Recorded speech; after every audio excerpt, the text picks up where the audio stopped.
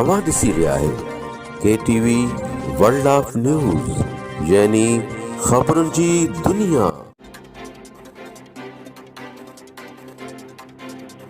गड़ियासिन खां पेश आहे KTV जे स्पेशल रिपोर्टर कादरदास महर जी रिपोर्ट।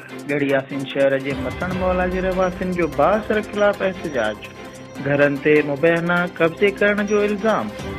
गड़ियासिन शहर जे मसण मौला जे ओढा जखरा ॾेथा ऐं पमर बिरादरियुनि जे माण्हुनि जो बासर रसूल बख्श उर्फ रसूलो पिरोईअ जे नाजाइज़नि ख़िलाफ़ नौशहरो रोड ते एहतजाज।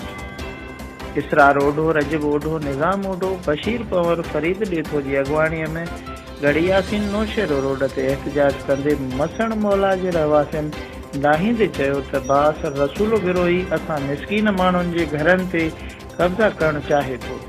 हुन अॼु क्रेन घुराए असांजे घरनि जा रस्ता बंदि करे छॾिया आहिनि। हू बार बार असांखे धमकियूं ॾींदो रहे थो। असां गुज़िरियल 20 सालनि खां प्लाट ख़रीद करे घर अॾाया आहिनि जन ते हू कब्ज़ो करणु चाहे थो।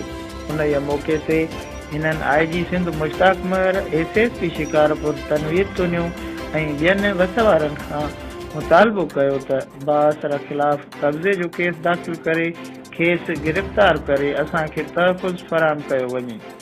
हलंदड़ एहतजाज दौरान SHO गड़ियासिन तारिक लाखेर नफ़रीअ समेत पहुची ट्रैक्टर घुराए बंदि कयल रस्तो खोलराए